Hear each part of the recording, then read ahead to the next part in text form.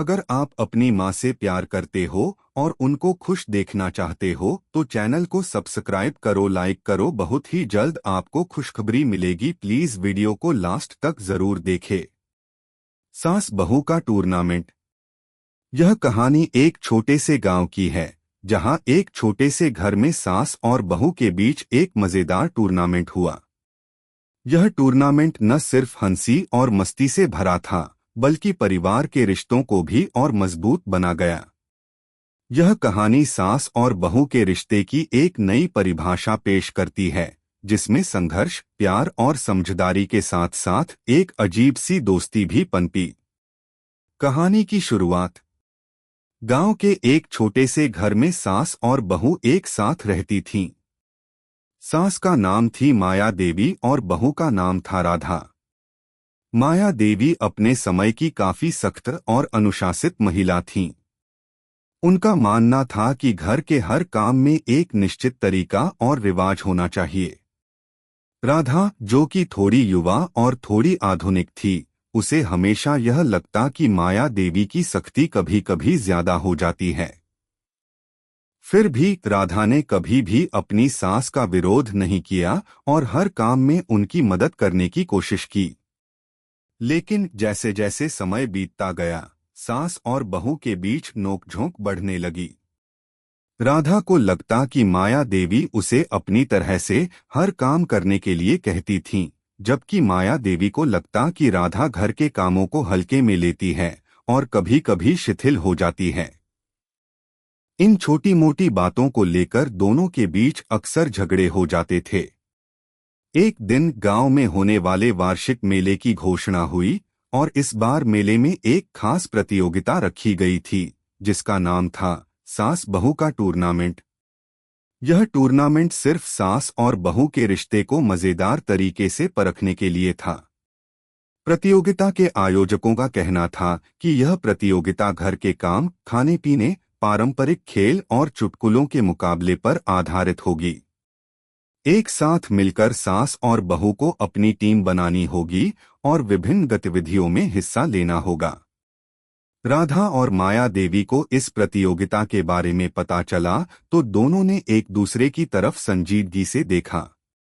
माया देवी को यह विचार बहुत अच्छा लगा, क्योंकि उन्हें लगता था कि इससे राधा को घर के कामों में और अधिक परिपक्वता आएगी। राधा को भी यह चैलेंज अच्छा लगा, क्योंकि वह जानती थी कि यह एक अच्छा मौका है अपनी सास से थोड़ा मजेदार तरीके से मेलजोल बढ़ाने का। टूर्नामेंट की शुरुआत। टूर्नामेंट का पहला चरण था घर के कामों की रेस। इसमें सास और बहू को एक साथ मिलकर घर के विभिन्न कामों को जल्दी जल्दी और सही तरीके से करना था। सबसे पहले उन्हें बर्तन धोने थे। दोनों ने अपनी टीम बनाई और शुरुआत की। माया देवी ने बर्तन धोने की पुरानी तकनीक को लागू किया, जबकि राधा ने तेजी से और थोड़ा आधुनिक तरीके से बर्तन धोने की कोशिश की। माया देवी ने राधा को जल्दी से बर्तन धोने के लिए टोकते हुए कहा, तुमसे कभी कुछ ठीक से नहीं होता, देखो मैं कैसे करती हूँ। राधा मुस्कुराते हुए बोली, आखिरकार सासू माँ, आपको तो करना ही होगा। दोनों के बीच हल्की फुल्की नोकझोंक चल रही थी, लेकिन अंत में दोनों ने मिलकर बर्तन धो लिए। यह देख सभी दर्शक हंसी में डूब गए। दूसरे चरण में उन्हें खाना बनाने की रेस करनी थी। राधा ने झट से अपना पसंदीदा व्यंजन पनीर की सब्जी बनाने का मन बनाया, जबकि माया देवी ने अपना पारंपरिक आलू पराठा बनाने का निर्णय लिया। दोनों ने अपनी अपनी रेसिपी पर काम शुरू किया। राधा ने जल्दी जल्दी मसाले मिलाए, जबकि माया देवी ने धीमी आंच पर अपने पराठों को सेंका। जैसे जैसे समय बीतता गया, दोनों की रेसिपी तैयार हो गई। राधा का पनीर थोड़ा अधिक मसालेदार था, जबकि माया देवी के पराठे बिल्कुल परफेक्ट बने थे। जब जजों ने दोनों के व्यंजन चखे तो उन्होंने कहा, दोनों ही खाने में स्वादिष्ट हैं, लेकिन हमें लगता है कि माया देवी के पराठों में एक और प्यार है जो राधा के पनीर में कमी है।